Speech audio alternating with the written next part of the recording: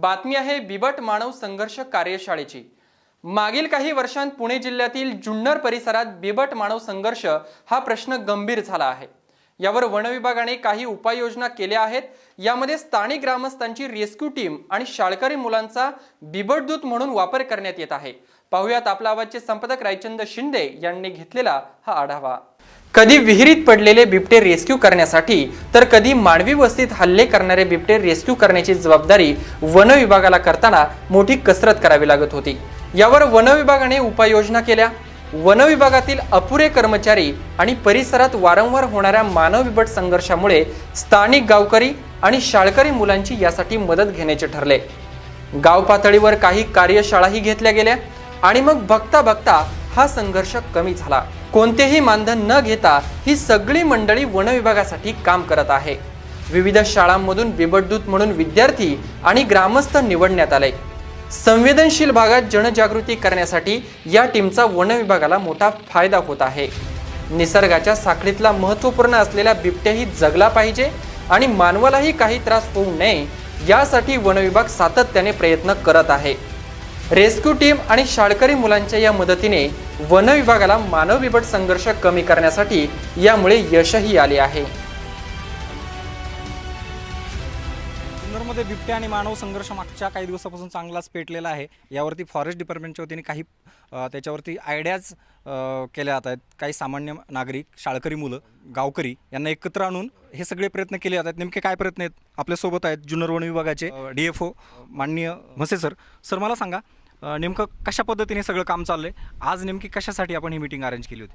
आपले गावोगावचे रेस्क्यू टीमचे सगळे सदस्य, त्याच्यानंतर आपले बिबट अँबॅसेडर्स, त्याच्यानंतर ग्रामस्थ आणि ह्या सर्वांना एकत्र घेऊन बिबट्याचा हा प्रश्न आहे। बिबट्या हा नुसता आपल्याला निसर्गाला किंवा पर्यावरणाला तारक आहे कसा हे आपण दाखवण्यासाठी हे प्रयत्न करतो। तो नुसता आपला शत्रू नसून मित्र आहे हे पटवून देण्याचा हा संदेश आहे। आणि बिबट्या नसला तर काय होईल, असला तर काय होईल हा संदेश यातून जनतेपर्यंत पोहोचेल यात मला तिळमात्र शंका नाही। नक्कीच हा एक चांगला उपक्रम आहे। आपण पाहू शकतोय ही सगळी फौज आहे।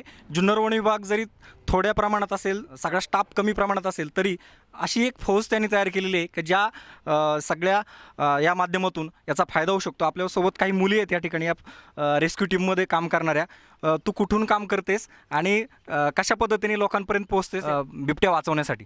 मी हिंदमाता विद्यालय वडगाव कांदळी इथनं बोलतेय। मला आनंद वाटतोय की मी बिबट दूत म्हणून काम करते आणि मृणाल मॅडम यांनी आम्हाला यासाठी सिलेक्ट केलं, त्याबद्दल त्यांचे थँक्यू। बिबट दूत म्हणून या सगळ्या मुली काम करतात आपल्याला माहिती आहे। अजून पण काही मुली आहेत आपल्यासोबत। ही एक मुलगी खोडादूरून आलेली। तू काय सांगशील कशा पद्धतीने काम सुरू आहे आणि या टीममध्ये काम करण्याचा काय आनंद असतो नेमका? या टीममध्ये काम करण्याचा असा आनंद भेटतो की माणसाने बिबट्यांपासून कसे संरक्षण केले पाहिजे यासाठी आम्ही आमची टीम काम करते। प्रत्येक गावामध्ये बिबट्यापासून आपले संरक्षण कसे करायचे यासाठी आम्ही सपोर्ट करतो आणि हे काम करताना आम्ही शाळा करून हे काम करतो। यातून आम्हाला खूपच आनंद भेटतो। ज्यावेळेस बिबट्या माणसावरती हल्ला करतो, प्राण्यांवरती हल्ला करतो, खूप सेन्सिटिव्ह असतं। तू पण काम करत असशील, तुला काय वाटतं बिबट्या वाचला पाहिजे का? बिबट्या हा एक अभयारण्यातला एक प्राणी आहे। तो आपला शत्रू नसून तो आपला मित्र आहे, त्यामुळे आपण त्याला मारलं नाही पाहिजे। बोल की प्रतिक्रिया आहे, बिबट्याला मारलं नाही पण तो मित्र आहे, तू काय सांगशील? बिबट्याला खरंच मारलं नाही पाहिजे। बिबट्या आपला मित्र आहे। आपण बिबट्याचं रक्षण केलं पाहिजे आणि बिबट्याला आपलं मित्र बनवलं पाहिजे। बिबट्याला मित्र बनवलं पाहिजे कारण एक सायकल ही टिकली पाहिजे। अजून एक ताई माझ्यासोबत आहे, तू काय सांगशील? आपण बिबट्यांना खूप वाचवलंच पाहिजे, कारण की प्रत्येक प्राण्याचा काहीतरी रोल असतो आपल्या इकोसिस्टममध्ये। तसंच बिबट्याचा सुद्धा एक रोल आहे, त्यामुळे बिबट्यांना वाचवणं हे आपलं कर्तव्य आहे। आपलं कर्तव्य आहे। खूप एक कर्तव्याची भावना जागृत होते। या ठिकाणी काही रेस्क्यू टीममधले मेंबर आहेत, तुम्ही काय सांगाल? तुम्ही कुठून आहात आणि हे सगळं वर्दी घालून तुम्ही काम करताय, नेमका काय अनुभव असतो सगळा? सर, आम्ही शिरूर रेस्क्यू टीममधून बोलतो आहे। तर वन विभागाने आम्हाला इथे सिलेक्ट केलं आहे। जसं आपल्याला जगण्याचा अधिकार आहे तसं बिबट्याला पण जगण्याचा अधिकार आहे। फक्त काही दक्षता घेतल्यानंतर त्यापासून आपण बचाव करू शकतो। बिबट्या वाचवण्यासाठी हे सगळे प्रयत्न आहेत। अजून पण काही मेंबर्स आहेत। कुठलंही मानधन न घेता वन विभाग आणि तसेच रेस्क्यू टीमच्या माध्यमातून ज्या ठिकाणी बिबट्या पकडला जाईल तो सुरक्षित ठिकाणी सोडणे आणि त्याचं संवर्धन करणे किंवा त्याला व्यवस्थित जंगलात सोडणे हे काम आम्ही अगदी चोखपणे आणि व्यवस्थित करतोय. सगळ्यात महत्त्वाची गोष्ट लेपर्डसाठी सरांनी जी राबवलेली मोहीम आहे, साधारणतः 2 वर्ष झालं या मोहिमेमधनं काम चालू आहे सरांचं. तर त्या माध्यमातून आम्ही पण तेच करत आलो आत्तापर्यंत, साधारणतः 5 वर्षापासून. आधी पण तेच करत होतो, पण या माध्यमात शिरल्यानंतर जसे आम्हाला याच्यातून जिथं जसं मीटिंग वाढत जातील तसं त्याच्यापासून जास्त नॉलेज भेटत गेलं. त्या माध्यमातून आम्ही लोकांपर्यंत ते पोहोचवत गेलो. लोकांपर्यंत लोकांचं नॉलेज गेलं पाहिजे, प्राणी वाचले पाहिजे, ह्यासाठी ही सगळी फौज काम करते, कुठलंही मानधन न घेता. कुठलीही अपेक्षा नाही आहे. बिबट्या आणि मानव हे एकमेकाचे मित्र कसे आहेत यासाठी हे सगळं काम सुरू आहे. आपल्याला सांगता येईल का हा जुन्नर हा विविधतेने नटलेला प्रदेश आहे. माध्यमं असतील किंवा यावरती काम करणारे काही तरुण असतील. मनोज आहे माझ्यासोबत. मनोजचं सुद्धा खूप मोठं काम आहे यामध्ये. हे सगळं एकत्र काम सुरू आहे. फॉरेस्ट, सामाजिक संस्था आणि पुन्हा काही विद्यार्थी. तर तुम्ही काय सांगाल? जुन्नर आता अलीकडेच पर्यटनामध्ये पण गेलेलं आहे.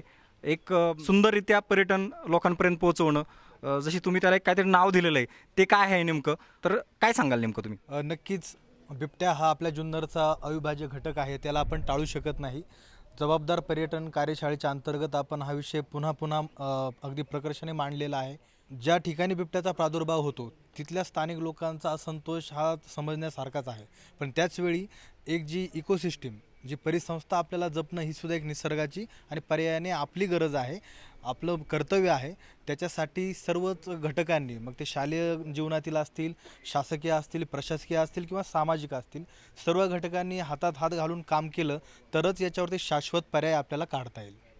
शाश्वत पर्याय काढता येईल. ह्या सगळ्यांना एकत्र आणण्याचं काम एक NGO आहे, विद्या आत्रे मॅडम. या NGOसाठी काम करणाऱ्या मृणाल मॅडम आहेत. तुम्ही या सगळ्यांना एकत्र कसं आणलं? मी वाईल्डलाईफ कॉन्झर्वेशन सोसायटी या संस्थेकडून काम करते आणि हा जो उपक्रम आहे हा महाराष्ट्र फॉरेस्ट डिपार्टमेंट ह्यांच्यासोबतच केला जातो. तर ह्याच्यासाठी जर मानव आणि बिबट हा संघर्ष जर कमी करायचा असेल तर समाजातील विविध घटकांनी एकत्र येणं खूप गरजेचं आहे. आणि याच्या अगोदर जो पण रिसर्च किंवा जीवशास्त्रावर जो पण अभ्यास झालेला आहे तो या लोकांपर्यंत पोहोचवण्याचा प्रयत्न मी केला गेला. आणि त्यावेळेला सर्वात महत्त्वाचं म्हणजे हे बिबट्या दूत, जे स्वतः इंटरेस्ट घेऊन त्यांनी संपर्क साधला. आणि ह्याच्यात एक नवीन गोष्ट म्हणजे बाहेरचं कोणीही येऊन लोकांना अवेअर करणं आणि त्यांना काही गोष्टी सांगणं, याच्याऐवजी त्यांच्याच कम्युनिटीतले किंवा त्यांच्याच समाजातली लोक हे त्यांना सांगत होते की बिबट्याबद्दल कसं राहायचं, बिबट्यासोबत कसं राहायचं. घरातल्या मुलाचं ते पालक ऐकू शकतात. शेवटचं लेक्चर आम्ही ऐकलं, सर बोलत होते. काय तुम्ही इंटरॅक्शन केलं आज या मुलांसोबत? यांना बिबट्याच्या संदर्भामध्ये कायद्यामध्ये काय काय तरतुदी आहेत आणि बिबट्याची शिकार कशा पद्धतीने होऊ नये आणि ती झाल्यास काय कायद्यामध्ये शिक्षा आहे मी त्यांना सांगितलं. आणि बिबट्या हा निसर्गाचा अविभाज्य घटक आहे आणि तो वाचला पाहिजे, त्याची तस्करी, त्याची शिकार ही थांबली पाहिजे. याच्यासाठी मी मुलांना कायद्याची बाजू समजून सांगितलं. कायद्याची बाजू सुद्धा महत्त्वाची असते, कारण फॉरेस्ट कायदे खूप सामान्य माणसासाठी घातक आहेत, त्रासदायक आहेत. त्याबद्दल सरांनी सांगितलं असेल. यानंतर सर आहेत माझ्यासोबत, चौधरी सर, जुन्नर कॉलेजचे.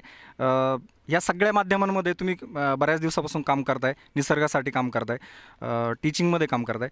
एकूण कशा पद्धतीने जुन्नरचं हे सगळं पर्यटन वाढते आणि यामध्ये फॉरेस्ट आणि सामाजिक संस्था कशा एकत्र येतात? पुढच्या दृष्टीने काय करावं लागेल अजून बिबट्याला वाचवण्यासाठी? बिबट आणि मानवांचं जे काही शांततापूर्ण सहजीवन आहे तर हे आपण एकदा मान्य केलं पाहिजे.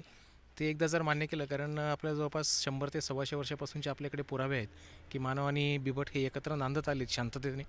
आता जे काही थोडासा समतोल ढासळला आहे, परिसंस्थेमध्ये जी काही ढवळाढवळ चाललेली आहे त्याच्यामुळे थोडंसं बिबट्याने आपलं जे काही वर्तवणूक आहे ती बदलली, ऊसामध्ये स्थिर स्थावर झाला. आता ते ॲक्सेप्ट केलं पाहिजे, कारण त्याने आता जवळजवळ 10 वर्ष झाले त्या गोष्टीला की आता असं झालेलं आहे. तर हे आपण थोडंसं अंगवळणी पाडून घेऊन त्याच्याप्रमाणे जर आपण आपली काही वर्तवणुकीमध्ये सुधारणा केली तर मला नाही वाटत फार कॉन्फ्लिक्टचा प्रॉब्लेम राहील.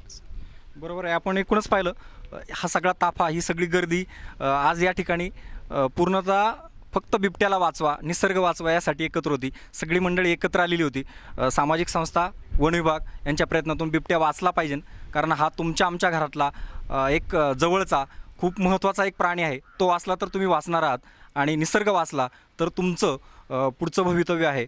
यासाठी हा सगळा प्रयत्न आहे. फॉरेस्टचे तुटपुंज जे काही कर्मचारी वर्ग आहे यांच्यासाठी हे काम खूप अवघड होतं, पण या सगळ्या संस्थांच्या वतीने, या सगळ्या विद्यार्थ्यांच्या वतीने हे सगळं सोपं होणार आहे, कारण या सगळ्यांचा सहभाग याच्यामध्ये असणार आहे. कारण सामान्य माणसाचा सहभाग याच्यामध्ये झाला तरच हा निसर्ग वाचला जाणार आहे.